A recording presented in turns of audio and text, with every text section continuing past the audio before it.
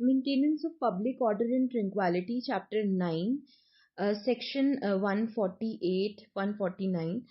But first of all, we need to understand what is an unlawful assembly. The unlawful assembly जो है उसे define किया गया है अंडर सेक्शन 189 ऑफ BNSS. अब ये क्या कहता है? ये कहता है कि कोई मतलब 5 और more than 5 persons are considered unlawful assembly अगर उनका कॉमन ऑब्जेक्टिव होता है. और कॉमन ऑब्जेक्टिव क्या? To overawe the government, any public servant, two, 3 इसमें कंडीशंस दी गई हैं. Resist the execution of any law, या उनको रोक रहा है लॉ, किसी पर्टिकुलर लॉ को एग्जीक्यूट करने से, या फिर वो कमिट कर रहे हैं कोई मिसचीफ, या फिर वो कमिट कर रहे हैं कोई ऑफेंस. तो इन पर्टिकुलर केसेस में इन जो 5 से मोर मेंबर्स होते हैं उन्हें अनलॉफुल असेंबली माना जाता है. सेक्शन 148 क्लियरली ये बोलता है कि अगर अनलॉफुल असेंबली के मेंबर्स हैं, ठीक है, वो क्या करने की कोशिश करें, किसी भी तरह की डिस्टर्बेंस कॉज करने की कोशिश कर रहे हैं, तो क्या किया जा सकता है कि उनको डिस्पर्स किया जा सकता है, ठीक है, एंड और उनको ऑर्डर दिया जा सकता है बेसिकली कि आप जो है डिस्पर्स कर जाओ. और ये ऑर्डर कौन दे रहा है? पुलिस ऑफिसर दे सकता है, या फिर एग्जीक्यूटिव मजिस्ट्रेट दे सकता है, officer in charge of police station भी दे सकता है, और इनकी एब्सेंस में पुलिस ऑफिसर दे सकता है कि आप जो इकट्ठा हुए हैं इससे क्या है, हमें खतरा हो सकता है. तो इस केस में मतलब कोई डिस्टर्बेंस कॉज हो सकती है, अनलॉफुल असेंबली गैदर हुई है, तो उस केस में वो क्या कर सकता है, उन्हें डिस्पर्स करने के लिए कह सकता है 148 में. अब ये चीज उन्हें बोलने के बाद भी कि डिस्पर्स ऑफ हो जाओ, अगर ये एप्रीहेंशन होती है कि वो डिस्पर्स ऑफ नहीं करेंगे, तो इस केस में क्या है, एग्जीक्यूटिव मजिस्ट्रेट या फिर पुलिस ऑफिसर जो कि रेफर किया गया है सेक्शन 1 में, वो क्या कर सकते हैं, प्रोसीड कर सकते हैं कि अनलॉफुल असेंबली को with the help of force जो है उन्हें उस पर्टिकुलर प्लेस से हटाया जाए. और इसके लिए अगर उन्हें आर्म्ड फोर्सेस की भी जरूरत लेनी पड़े तो वो भी किया जा सकता है. और साथ ही साथ इसमें नेसेसरी स्टेप्स ये भी लिए जा सकते हैं कि उन्हें अरेस्ट किया जाए, उन्हें कन्फाइन किया जाए. इस चीज को हम समझ सकते हैं कि जैसे कोविड के टाइम पर धारा 144 लगी थी, तो उस केस में क्या था कि लाइक 5 और more than 5 people can not gather at a particular place because there was an apprehension कि वो क्या है, एक पब्लिक न्यूसेंस या मिसचीफ कॉज हो सकती है उसकी वजह से, because spreading of the disease can take place. So in that case जहां पर लोग गैदर होते हैं, यहाँ सबसे पहला स्टेप ये होता है 148 ऑफ BNSS के अंदर कि पहले उन्हें ऑर्डर दिया जाए कि आप जो है इस जगह से हट जाएं. अगर वो ऑर्डर नहीं मानते हैं तो reasonable amount of force by the order of the executive magistrate और एनी पुलिस ऑफिसर वो उसको मतलब फोर्स अप्लाई कर सकती है. 149 में ये कहता है कि अगर उन्हें ये बोलने के बाद भी, ठीक है, वो डिस्पर्स ऑफ नहीं कर रहे हैं, तो उस केस में डिस्ट्रिक्ट मजिस्ट्रेट और एनी एग्जीक्यूटिव मजिस्ट्रेट, इनके पास ये अथॉरिटी होती है कि वो क्या कर सकते हैं, उन्हें डिस्पर्स करने के लिए आर्म्ड फोर्सेस के जो ऑफिसर इंचार्ज हैं उन्हें बोल सकते हैं. अब ऑफिसर इंचार्ज अब जो आर्म्ड फोर्सेस के हैं, सर क्लॉज 2 ये बोलता है कि वो अपने जो उनके अंडर जो ग्रुप ऑफ पीपल हैं, मतलब पर्सन्स हैं जैसे कि आर्म्ड फोर्सेस के, वो उनका यूज करके इन लोगों को क्या है, डिस्पर्स ऑफ कर सकते हैं, या फिर इनके पास ये भी अथॉरिटी है कि उन्हें अरेस्ट और कन्फाइन भी किया जा सकता है. और इसे ऐसा ही माना जाएगा कि ये जो मजिस्ट्रेट हैं, एग्जीक्यूटिव मजिस्ट्रेट, उनके डायरेक्शन पे ये चीज की जा रही है. और यही पर्टिकुलर सेक्शन 149 ये एक ड्यूटी इम्पोज करता है आर्म्ड फोर्सेस के ऊपर कि उनको ये मानना पड़ेगा जो भी इस पर्टिकुलर उनको ऑर्डर दिया जा रहा है, ताकि वो अनलॉफुल असेंबली को डिस्पर्स ऑफ कर सके. एंड इस चीज को करने के लिए वो लिटिल फोर्स यूज करेंगे और मिनिमम इंजरी कॉज करेंगे किसी पर्सन या प्रॉपर्टी को. सेक्शन 153 कहता है कि जब सिक्योरिटी को लेकर, पब्लिक सिक्योरिटी को लेकर काफी ज्यादा खतरा है, अगर इन दैट केस और एग्जीक्यूटिव मजिस्ट्रेट से डायरेक्ट कम्युनिकेट नहीं कर पा रहे आर्म्ड फोर्सेस, तो वो क्या कर सकते हैं, वो असेंबली को डिस्पर्स ऑफ कर सकते हैं उस केस में, ठीक है. और उन्हें पनिश भी किया जा सकता है in accordance to law, but at the same point of time where it is possible, जहां पर वो कम्युनिकेट कर सकते हैं एग्जीक्यूटिव मजिस्ट्रेट के साथ, वहां पर वो करेंगे. और फिर उनकी इंस्ट्रक्शंस को मानकर, जो भी मजिस्ट्रेट ने उनको इंस्ट्रक्शंस दी हैं उसको मानकर वो फर्दर क्या करेंगे, कंटिन्यू करेंगे या फिर उस एक्शन को छोड़ देंगे. सेक्शन 151 एक प्रिविलेज प्रोवाइड करता है इन आर्म्ड फोर्सेस, उन executive magistrate, the magistrate who has given the direction और ये पुलिस ऑफिसर के खिलाफ को कि क्या बोलते हैं उनके ऊपर कोई भी कार्रवाई नहीं की जा सकती अगर वो अनलॉफुल असेंबली को हटाने का काम कर रहे हैं, लेकिन उन पे कार्रवाई की जा सकती है, एक्सेप्शंस दी गई हैं। अगर आर्म्ड फोर्सेस जो सेंटर के अंडर काम कर रहे हैं तो सेंट्रल गवर्नमेंट से उसकी सैंक्शन लेनी पड़ेगी उनके खिलाफ कोई भी टाइप की प्रोसिक्यूशन चलाने के लिए, या फिर अगर स्टेट गवर्नमेंट की फोर्सेस हैं तो स्टेट गवर्नमेंट से उनको जो है परमिशन लेनी होगी। इसी का एक क्लॉज 2 बोलता है कि जो भी एक्शन सेंट्रल गवर्नमेंट के अंडर जो आपके आर्म्ड फोर्सेस हैं या स्टेट गवर्नमेंट के अंडर आर्म्ड फोर्सेस हैं, एग्जीक्यूटिव मजिस्ट्रेट है, पुलिस है, अगर वो लोग गुड फेथ में कुछ काम कर रहे हैं एज पर सेक्शन 148 और 149 तो उनको उनकी मतलब उन्हें ये माना जाएगा कि वो कोई टाइप का ऑफेंस कमिट नहीं कर रहे हैं।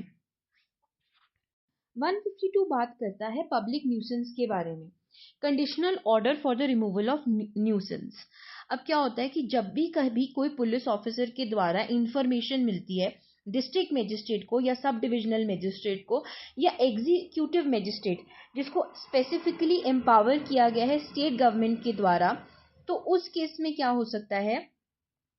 वो एक कंडीशनल ऑर्डर जो है वो पास कर सकते हैं। इसी सेम सेक्शन में ये भी डिफाइन किया गया है कि कौन से ऐसे केसेस होंगे जहां पर कंडीशनल ऑर्डर पास किया जा सकता है, जैसे कि कोई भी अनलॉफुल ऑब्स्ट्रक्शन, किसी के रास्ते में कोई अनलॉफुल आपने दीवार खड़ी कर दी फॉर एग्जांपल, ये एक न्यूसेंस ही हुई, एंड उस पर्टिकुलर चीज को रिमूव करने के लिए किसी पब्लिक प्लेस से या फिर हो सकता है किसी वे चैनल या रिवर पे कोई ऐसी चीज आपने खड़ी कर दी जो उसको ऑब्स्ट्रक्शन क्रिएट करने की कोशिश कर रही है, तो वो एक न्यूसेंस का पार्ट माना जाएगा।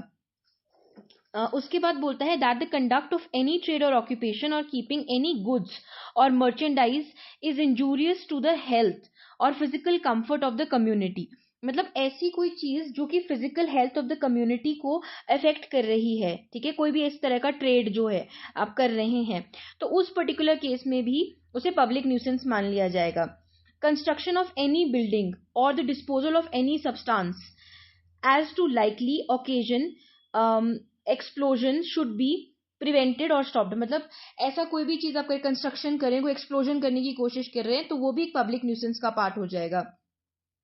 कोई भी बिल्डिंग है, टेंट है, स्ट्रक्चर है, ट्री है, उसमें ऐसी कंडीशन है कि वो गिर सकती है, तो उस केस में भी क्या है, फटाफट जो है उसमें कंडीशनल ऑर्डर पास कर दिया जाएगा। कोई टैंक है, वेल है, ये सब चीजें मतलब इनमें जो भी आप जो पब्लिक बेसिकली पब्लिक यूटिलिटी से डील कर रही हैं, पब्लिक की यूज से डील कर रही हैं, उस केस में जब किसी तरह की ऑब्स्ट्रक्शन क्रिएट हो जाएगी ना, तो उस पर्टिकुलर केस में क्या है, उसे न्यूसेंस मान लिया जाएगा और उसमें जो मजिस्ट्रेट होते हैं वो एक कंडीशनल ऑर्डर पास कर सकते हैं ताकि उस न्यूसेंस को हटाया जा सके। अब इस कंडीशनल ऑर्डर के अंदर क्या क्या हो सकता है, ये हो सकता है कि उस ऑब्स्ट्रक्शन जो आपने न्यूसेंस क्रिएट करने की कोशिश किया उसे कंप्लीटली रिमूव कर दिया जाए, या फिर जो आप काम कर रहे हैं उस काम को रोकने का ऑर्डर पास किया जा सकता है, या फिर बोल रहा है prevent to stop the construction of any such building और डिस्पोजल ऑफ सच सब्सटेंस। मतलब किसी ऐसी चीज को डिस्पोज ऑफ करने से आपको रोकने का ऑर्डर पास किया जा सकता है। इसके अलावा किसी पर्टिकुलर टैंक को फेंसिंग करने का ऑर्डर पास किया जा सकता है। टू डिस्ट्रॉय, कन्फाइन और dispose of such dangerous animals in a manner provided in the said order. तो अगर कोई डेंजरस एनिमल है, उस पर्टिकुलर चीज को भी क्या किया जा सकता है, डिस्पोज ऑफ करने के लिए या फिर डिस्ट्रॉय या कन्फाइन करने के लिए ऑर्डर पास किया जा सकता है। अब इस पर्टिकुलर चीज में जो भी चीज मजिस्ट्रेट ने ऑर्डर दी है उसे कोई भी सिविल कोर्ट में चैलेंज नहीं किया जा सकता, ये स्पेसिफाई किया गया है 152 के अंदर। अब 153 बड़ी सिंपल सी बात बोल रहा है कि हमने इस चीज की, जैसे कोई व्यक्ति पब्लिक न्यूसेंस क्रिएट करने की कोशिश कर रहा है, ठीक है, कोई ऑब्स्ट्रक्शन क्रिएट कर रहा है जिससे पब्लिक को प्रॉब्लम हो सकती है, तो उस केस में क्या किया जा सकता है, उस केस में उसको या तो कोई जो है ऑर्डर जो भी मतलब the order shell if practicable served on, तो वो पर्सन को कैसे, वो जिसका जो ऑर्डर देगा मजिस्ट्रेट वो उसे सर्व कराया जा सकता है कैसे, in the manner of summons, या फिर उसकी प्रोक्लेमेशन की जा सकती है जैसे स्टेट गवर्नमेंट रूल बनाती है।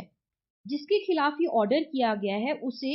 एक जो जितना टाइम दिया गया है उतने टाइम के अंदर अंदर उस चीज को परफॉर्म करना है, ठीक है, appearance in according with such order and show cause against, और वो क्या कर सकता है, दूसरी चीज ये कर सकता है, या तो वो क्या कर सकता है, उसको शो कॉज नोटिस भी प्रोवाइड कर सकते हैं, और शो कॉज में वो बता सकते हैं कि क्यों उसके खिलाफ ये जो ऑर्डर है वो मैंडेटरी नहीं है, और इसकी सारी प्रोसीडिंग ऑडियो और वीडियो कॉन्फ्रेंसिंग के थ्रू भी की जा सकती है। ये बताया गया है सेक्शन 154 में। 155 बात करते हैं कि इसमें पेनल्टी लगेगी अगर इस पर्टिकुलर कंडीशनल ऑर्डर को नहीं माना जाता। तो उस केस में क्या हो सकता है, 223 ऑफ भारतीय न्याय संहिता 2023 के अंतर्गत उसे फाइन लग सकता है 2500 रुपए का, या फिर 6 महीने की सजा हो सकती है, या फिर बोथ। अब 156 कहता है, जहां पर हम अभी तक बात कर रहे थे पब्लिक राइट के बारे में, ठीक है, अब इस चीज को जब हमने पर्टिकुलर मजिस्ट्रेट ने ऑर्डर किया, तो वहां पर व्यक्ति कह रहा है कि जो सड़क है उस पे जो है पब्लिक राइट नहीं, मेरा प्राइवेट राइट है। अगर कोई व्यक्ति ऐसा क्लेम करता है मजिस्ट्रेट के सामने अपीयर होकर, तो उस पर्टिकुलर केस में उसको प्रूव करना पड़ेगा ये चीज कि उसका खुद का राइट एग्जिस्ट करता है, और जब तक ये चीज प्रूविंग और ये सब चीजें हो रही हैं, तब तक क्या है, वो प्रोसीडिंग्स पे स्टे लगा देगा मजिस्ट्रेट की, फर्दर जो है इसके जो कंडीशनल ऑर्डर है उसके ऊपर स्टे लगा देगा कि अभी इसके ऊपर कोई कार्रवाई नहीं होगी जब तक पर्सन अपना राइट क्लेम कर रहा है। लेकिन अगर पर्सन अपना राइट क्लेम करने से फेल डाउन कर जाता है, तो इन दैट पर्टिकुलर केस ये प्रोसीडिंग्स कंटिन्यू होगी। ये कह रहा है 156। उसके बाद आता है 157। 152 में जो भी ऑर्डर पास किया गया है मजिस्ट्रेट के द्वारा, उससे रिलेटेड फर्दर प्रोसीजर चलेगा। तो उसमें दूसरे व्यक्ति को भी टाइम दिया जाएगा कि वो शो कॉज कर सकता है, यानी कि उसकी मतलब क्यों उसके ऊपर ये पर्टिकुलर कार्रवाई ऑर्डर एब्सोल्यूट नहीं होना चाहिए, फेलियर होता है तो मजिस्ट्रेट क्या कर सकते हैं, इस पर्टिकुलर उससे उसके शो कॉज में उनको नहीं सेटिस्फाई हो रहा है, तो वो इस ऑर्डर को जो है एब्सोल्यूट भी कर सकते हैं, परमानेंट भी कर सकते हैं इस ऑर्डर को। और अगर मैजिस्ट्रेट सेटिस्फाई हो जाते हैं कि either as originally made or subjected to such modification as he considered necessary is reasonable and proper, the order shall be made absolute without modification। ये मैंने आपको पहले बता दिया कि वो absolute हो जाएगा। अगर मैजिस्ट्रेट सेटिस्फाइड नहीं होते, तो फिर वो फर्दर प्रोसीडिंग्स जो है वो टेक प्लेस नहीं करेंगी। लेकिन इसमें एक प्रोवाइजो दिया गया है कि proceedings under this section shall be completed as soon as possible, जितना जल्दी हो सके। उसका ड्यूरेशन दिया गया है 90 डेज का ड्यूरेशन दिया गया है इस पूरी प्रोसीडिंग का। यानी कि पहले तो उनके पास एक इंफॉर्मेशन आई पुलिस के द्वारा, अब उन्होंने क्या किया कि उसमें क्या किया, एक कंडीशनल ऑर्डर पास कर दिया कि जब तक वो अपने आप को शो कॉज नहीं करता, शो कॉज करके उसका फेलियर हो जाता है, वो बता नहीं पा रहा है कि उसके इसमें क्या है, प्राइवेट राइट्स हैं, ये पब्लिक राइट एग्जिस्ट नहीं करते हैं। तो उस फेलियर के केस में क्या होगा, उस पर्टिकुलर कंडीशनल ऑर्डर को एब्सोल्यूट बना दिया जाएगा कि हाँ अब तुम्हें ये डायरेक्शन मिल चुकी है कि तुम इस पर्टिकुलर न्यूसेंस को यहां से हटाओ। 158 एक मजिस्ट्रेट को पावर जो है वो देता है कि इन केस जहां पर ऐसा कुछ राइट से रिलेटेड मैटर आता है, वो एक एक्सपर्ट को भी हायर कर सकते हैं इंक्वायरी के लिए। ठीक है, वो क्या कर सकते हैं कि किसी लोग मतलब डायरेक्ट कर सकते हैं, लोकल इन्वेस्टिगेशन की जानी चाहिए उसके लिए, या फिर समन कर सकते हैं और एग्जामिन कर सकते हैं एक एक्सपर्ट को। जहां पर मजिस्ट्रेट ने समन किया है 158 में, वही 159 ये चीज कह रहा है कि ये चीज कि एक्सपर्ट को एग्जैक्टली क्या एग्जामिन करना है, उसके रिलेटेड मजिस्ट्रेट जो है वो रिटन इंस्ट्रक्शंस प्रोवाइड करेंगे फॉर हिज गाइडेंस, ताकि उसे पता चले कि क्या करना है। And declare by whom the whole or any part necessary expenses of the local investigation shall be paid, और वो उसको उसका पैसा भी प्रोवाइड करेंगे उस पर्टिकुलर एक्सपर्ट को, और उनकी जो रिपोर्ट है उसे रीड किया जाएगा as an evidence in the case. अब 160 कहता है कि once there is a failure, ठीक है, by the person to justify कि उसका क्या है, प्राइवेट राइट है, तो उस केस में जो ऑर्डर है वो क्या है, एब्सोल्यूट हो चुका है। एब्सोल्यूट ऑर्डर के केस में क्या होगा कि वो डायरेक्ट करेगा कि पर्टिकुलर टाइम के अंदर अंदर इस पर्टिकुलर डिसओबीडियंस मतलब सॉरी इस पर्टिकुलर ऑब्स्ट्रक्शन को हटाया जाए। ठीक है, अगर वो इस चीज को डिसओबे करता है तो उसमें अगेन सेक्शन 223 में एज ए सेड उसे पनिश किया जा सकता है। और अगर वो खुद नहीं कर रहा है और उनको मैजिस्ट्रेट जो है वो क्या कर सकते हैं, डायरेक्ट कर सकते हैं कि मतलब अपने सबॉर्डिनेट किसी पुलिस ऑफिसर को या जो भी उनको सही व्यक्ति लग रहा है कि वो चीज वो परफॉर्म करें और उससे जो है उसकी कॉस्ट को रिकवर किया जाए। जैसे कि एग्जाम्पल के तौर पर the sale of any building, good or other property removed by his order or the distress or sale of any other movable property of such person within without such magistrate's local jurisdiction, and if such order and property without such jurisdiction the order authorized is attached, and the sale when ordered by the magistrate within whose local jurisdiction the property is attached is found. तो समझ आ गया कि जो उसकी sales proceed है वो क्या है, वहां से रिकवर कर लेंगे फिर उसका पैसा, मतलब अगर आप नहीं करे वो उसको बेच के उसको रिकवर कर लेंगे उस जगह से, तो वो सामान हटा देंगे प्लस साथ में वहीं से जो है उसे बेच के उसका पैसा रिकवर कर लेंगे। अब इसी केस में 162 एक इंजंक्शन ऑर्डर पास करने का पावर भी देता है मैजिस्ट्रेट को, ठीक है। अगर 152 सेक्शन के अंदर जो इमिनेंट डेंजर, बहुत जबरदस्त डेंजर है या सीरियस काइंड ऑफ मैटर है जो कि पब्लिक नेचर का है, तो उस केस में क्या कर सकते हैं, वो उसमें इंजंक्शन लगा सकते हैं, ठीक है। यानी कि और जो व्यक्ति इसको डिसओबे करेगा मैजिस्ट्रेट मे हिमसेल्फ और cause to use such means think fit to obvious such dangers to prevent such injury, तो वो क्या कर सकते हैं, वो खुद या फिर किसी व्यक्ति को बोल के उस इंजरी को प्रिवेंट कर सकते हैं। और सबसे इंपॉर्टेंट चीज, इन सभी सेक्शंस में जो भी स्टेप मैजिस्ट्रेट उठा रहे हैं उनके खिलाफ कोई भी पर्टिकुलर सूट जो है वो नहीं करा जा सकता है। फाइनली 162 बड़ी सिंपल सी बात कह रहा है कि जो भी चीज district magistrate, sub divisional magistrate, executive magistrate, deputy commissioner of the police, ये जिसको स्टेट गवर्नमेंट के द्वारा एम्पावर किया गया है, डिस्ट्रिक्ट मजिस्ट्रेट वो ऐसा ऑर्डर भी कर सकते हैं कि वो पर्सन जो है वो फिर से ऐसी पब्लिक न्यूसेंस जो है वो क्रिएट ना करे। अब हम आ जाते हैं एक बहुत ही इंटरेस्टिंग जो इसमें सेक्शन है 163, जो प्रीवियसली थी धारा 144, जिसको अर्जेंट केसेस ऑफ न्यूसेंस और एप्रीहेंडेड डेंजर कहा जाता है। जब बहुत सारे अनलॉफुल असेंबली के मेंबर्स इकट्ठे हो गए हुए हैं और उस केस में एक बहुत अर्जेंटली रिक्वायर्ड है कि ऐसा ऑर्डर पास किया जाए जहां पर वो इकट्ठे हो रहे हैं वहां पर उन्हें डिस्पर्स करने का ऑर्डर पास कर दिया गया है, तुरंत डिस्पर्स कर दिया जाए उन व्यक्ति को जहां पर भी वो इकट्ठे होते हैं। उस केस में यूज ऑफ फोर्स किया जा सकता है, पुलिस लाठी चार्ज भी करती है, ठीक है, और बहुत सारी चीजें हैं। तो लेट्स स्टार्ट विद इट। 163 का क्लॉज सिंपल सी बात बोलता है कि मैजिस्ट्रेट अगर चाहें तो 153 में जो उन्होंने जैसे 153 में ऑर्डर पास किया था वैसे एक ऑर्डर पास किया जा सकता है, किन किन के द्वारा, district magistrate, sub divisional magistrate, executive magistrate के द्वारा, ठीक है, जिसे स्टेट गवर्नमेंट ने एम्पावर किया है ताकि वो रोक सके ऐसी कोई भी मतलब किसी व्यक्ति के खिलाफ वो पास किया जा सकता है, रोक सके कोई भी ऐसी एक्टिविटी जो कि ह्यूमन लाइफ को डेंजर में डाल रही है, हेल्थ एंड सेफ्टी से डील कर रही है, डिस्टर्बेंस ऑफ पब्लिक ट्रैंक्विलिटी है, राइट्स और एफरे, दंगे होने का खतरा है, तो उन केसेस में क्या कर सकता है वो, क्या तुरंत जो है 153 के अंडर ऑर्डर पास कर सकते हैं to prevent any kind of urgent cases of nuisance.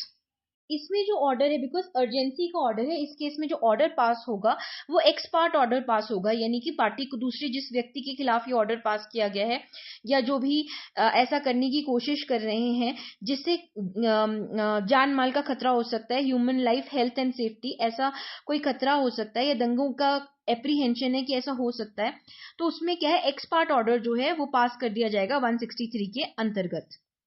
इसका क्लॉज 3 ये बात करता है कि ये जो ऑर्डर है, एक्स पार्ट ऑर्डर, ये किसी व्यक्ति के खिलाफ पास किया जा सकता है, किसी पर्टिकुलर एरिया में जो लोग रह रहे हैं उनके खिलाफ पास किया जा सकता है, या जनरल पब्लिक के लिए जो है ये ऑर्डर पास किया जा सकता है। इस पर्टिकुलर सेक्शन में जो एक्स पार्ट ऑर्डर किया गया है, ठीक है, किसी व्यक्ति के खिलाफ, वो जो है 2 मंथ से ज्यादा नहीं उसकी एप्लीकेबिलिटी होती है, तो maximum duration of this x part order is 2 months. लेकिन हाउएवर अगर स्टेट गवर्नमेंट चाहे तो वो इस ऑर्डर को एक्सटेंड कर सकती है, but not beyond the period of 6 months.